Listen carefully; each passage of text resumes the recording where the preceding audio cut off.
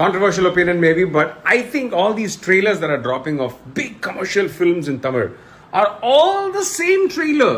They're all the same trailer. Every movie has the same trailer. Then he uses some retro music of some old movie, then some punch dialogues of their own earlier movies.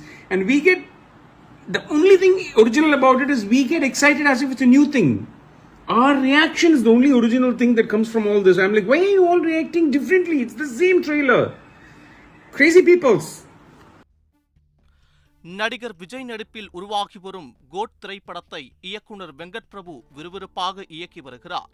நடிகர் விஜய் எதிர்வரும் 2026 சட்டமன்ற தேர்தலை எதிர்கொள்வதால் அவருடைய 68வது மற்றும் 69வது திரைப்படங்கள் ரசிகர்கள் மத்தியில் மிகப்பெரிய எதிர்பார்ப்பை ஏற்படுத்தியுள்ளது.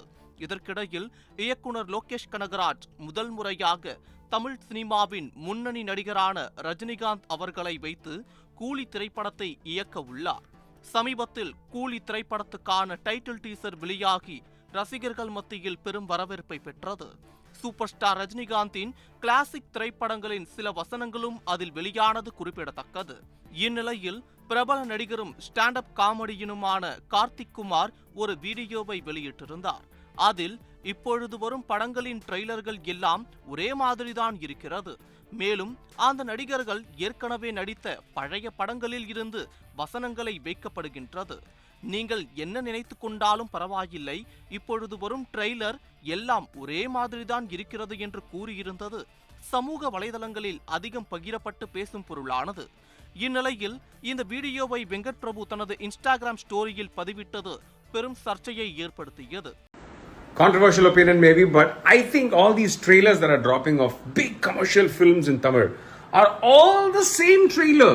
They're all the same trailer. Every movie has the same trailer. Then he uses some retro music of some old movie, then some punch dialogues of their own earlier movies. And we get, the only thing original about it is we get excited as if it's a new thing. Our reaction is the only original thing that comes from all this. I'm like, why are you all reacting differently? It's the same trailer. Crazy peoples. இது குறித்து இணையவாசிகள் பலர் அட்லி லோகேஷ் கனகராஜை குறிப்பிட்டு கேள்வி எழுப்பிய நிலையில் அதற்கு அவர் பதிலளித்திருந்தார்.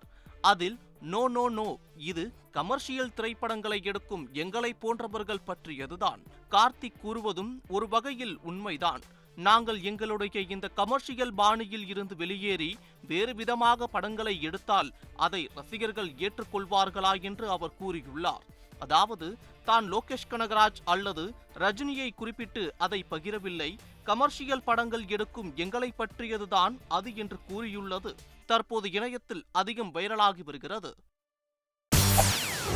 செய்திகளை உடனுக்குடன் தெரிந்து கொள்ள உடனே சப்ஸ்கிரைப் பண்ணுங்க.